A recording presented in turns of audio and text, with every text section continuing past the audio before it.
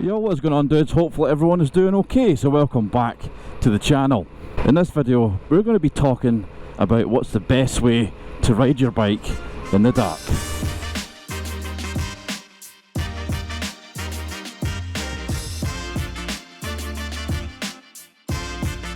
So riding in the dark is pretty much similar to any other aspect of learning to ride. It's better to get a wee bit of practice at it, regardless if you think you're going to be a nighttime rider or not. Like learning to ride in the rain, you don't always intentionally go, it's pouring with rain today, I'm going to go out for a ride. Or you don't look at the clock and go, it's 11 PM, let's go out for a ride. But it's one of those things where as you get later on in the year, you might be out for a wee ride and it gets dark before you get home, and all of a sudden you're a wee bit panicky because you think to yourself, I've never done this before. Well, there are some things that you can do to make it a lot safer. One of the biggest things that's going to help you if you're riding in the dark is your visibility. And I don't mean what you can see, I mean other people seeing you. I mean, it's hard enough during the day, you know, you will get the odd one or two drivers that just don't see you, but by taking the proper precautions you can maximise your visibility. So the first thing is clothing. If you have it, wear reflective clothing. It doesn't have to necessarily be a full high-vis reflective jacket. It doesn't have to be that. The jacket I've got isn't like that, but it does have reflective strips all over it. So obviously when light gets shined on it, it reflects. The same with my bag. I always have a bag. I always wear a bag when I'm out riding, mainly because it carries my power bank for my GoPro and water and that sort of stuff, but that also has reflective strips on it. My boots have reflective strips on it. Even my helmet at the back and at the side has a few wee reflective bits. And as well as wearing reflective clothing, you're going out at night, you know, so potentially the temperatures are going to be that bit lower, so make sure that you've got nice warm clothing on. You know, you don't want to be however many miles from home in the dark and you are absolutely freezing. Even if the jacket you've got has a lining that can be taken out, put it in your bag. If it does get a wee bit colder later on in the night, pull over, put the lining in your jacket, nice and cozy again. But if you don't have reflective jackets or whatever, you can get reflective tape, you can get reflective bands that you can put over your jacket. You can get tape that you can stick to your back, on your bag, on your boots, whatever, wherever you want to put it. And that acts exactly the same as any other reflective part. So having a bunch of stuff on you that reflects a lot of light off of headlights, off of street lights, off of just natural light coming from the moon or whatever, you know, that's only a bonus. You want to make sure that your lights are always on. I mean, most modern bikes nowadays, the little kind of front light, you know, the low beam light at the front is always on. Some bikes do have extra lights, you know, like little side lights you can put on. There is usually always a light that's going to be on your bike.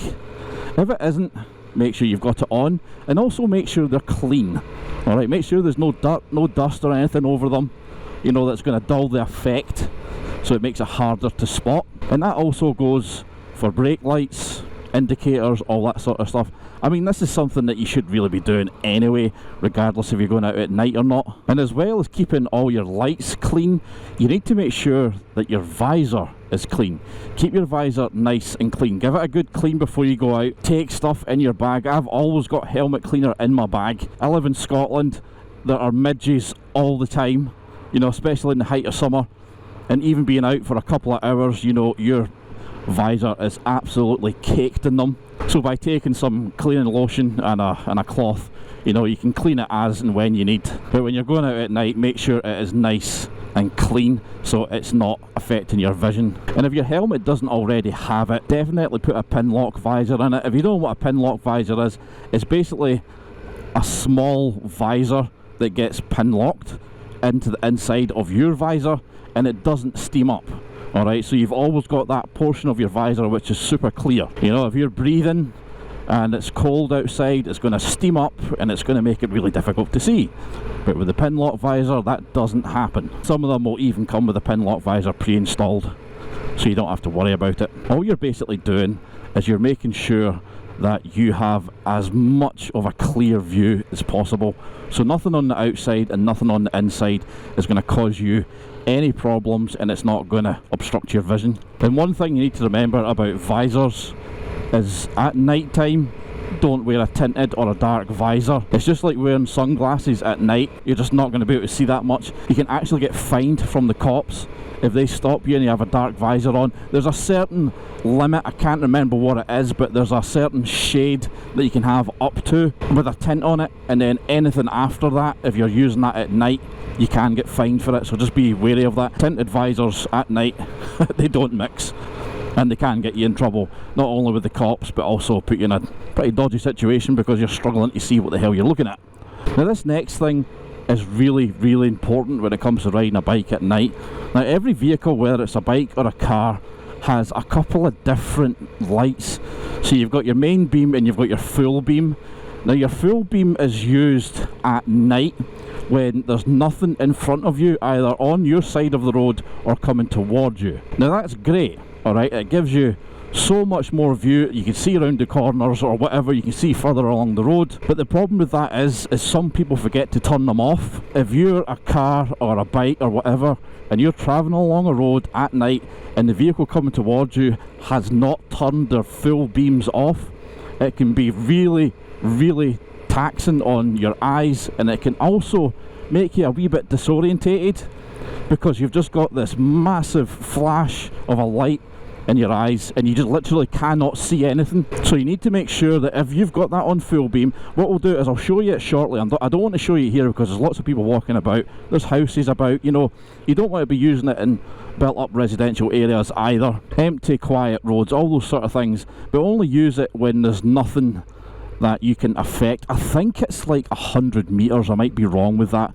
Anything that's closer than 100 metres, don't use it. So if there's a car or somebody 100 metres in front of you or over 100 metres in front of you, you could use it and still not affect them, but any closer than that, then obviously it would affect them, because if somebody comes up behind you with their full beams on, it can also catch your mirrors, and that is not a nice feeling on your eyes. If you're unsure, don't use it if there's people about, because it can affect them and it can cause accidents. So if you are using it and you do have it on, make sure and turn it off if there's anything approaching. You know, there's not much point using it in an area like this, you know.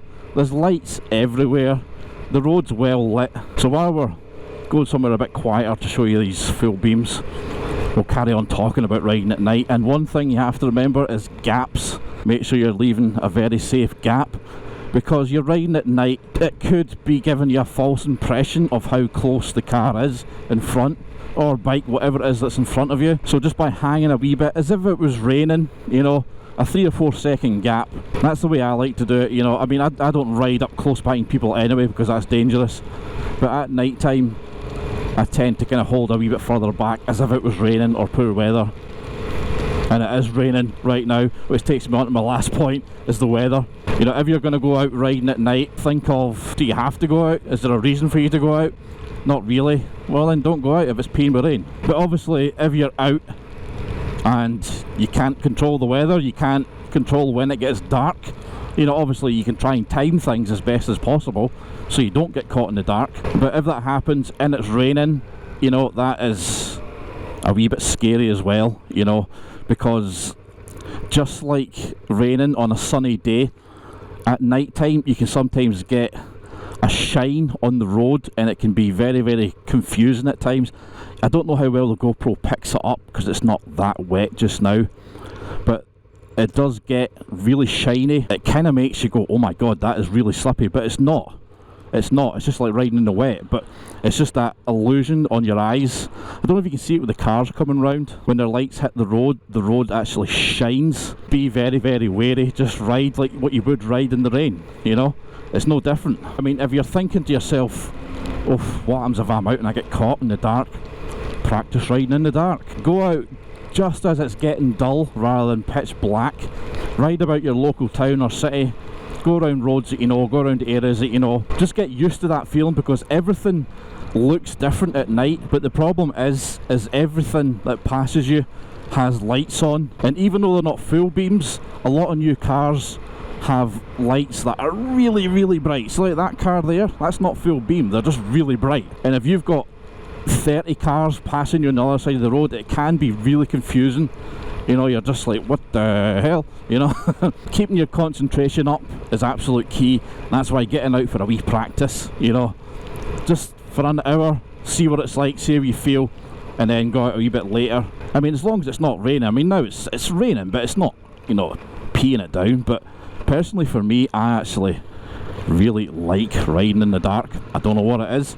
See, if it's a nice, calm, dry night, I don't know, there's just something really calming about it. If you're going out and there's not too many cars on the road, there's not too many people walking about, you can just relax, you know. You can chill out, ride your bike, you know. You don't have to do anything silly just because the roads are empty. You don't have to act stupid, you know. Just relax, enjoy the rides, and you'll be surprised just how relaxing it is. I find it really relaxing at times. If I need to go to the shop for something at night, I'll take the bike. Why not? I need to go and get milk. Okay, 2-hour round trip to get milk. I'm going to go along some of the dual carriageways here and hope that it's empty. It's actually a little bit busier than what I thought it would be right now. It's just to give you a little kind of idea of how and when you should use them, you know. The most important thing about using the full beam lights is remembering to turn them off. You know, that is the absolute vital thing. But when you put on your full beam lights, you'll get a blue light that comes up on your dash anyway. If you have it on, as soon as you see lights approaching you, flick it off. Once they've passed you, if there's nobody in front of you and your vision is a little bit impaired because it's dark, you can flick them back on. Right, I'm going to deliberately ride a wee bit slower here. Right, so if I was to flick them on, see that? That's me flicked them on, see how much brighter it is? And I flicked them off as soon as I saw that car. Now that car in front of me is far enough away where I'm not going to affect them. So again, I could flick them on, there's another car, flick them off. And you see the light comes up in the dashboard when I flick them on? That's a telltale sign that you've forgot to put your lights off. Alright, so just, if you flick them on, just, you need to remind yourself that they're on. I mean, you'll know anyway because you've got so much more light in front of you and you've got a little blue light in your face. But sometimes people can forget to turn them off, and it is very, very frustrating. So just remember not to do that. Turn them off. Well, that's about it for this video, dudes. It's just a short one. I thought I'd just make this video as the nights are starting to get darker a lot earlier. You know, it's 6:30, 7 o'clock where I stay, and it's starting to get dark, you know, and a lot of people still might be out riding about at the weekend at that time. So the chances are you're going to get caught in the dark. So just by having some helpful hints and tips, you know, it could make all the difference. Full beam on again, full beam off, full beam on again. See how it's working? You know, it makes everything so much brighter, and as soon as you see those car lights or any lights, get them flicked off.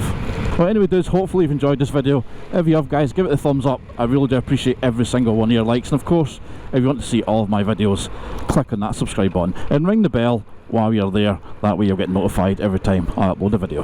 But until next time, dudes, stay safe, ride safe, and take it easy.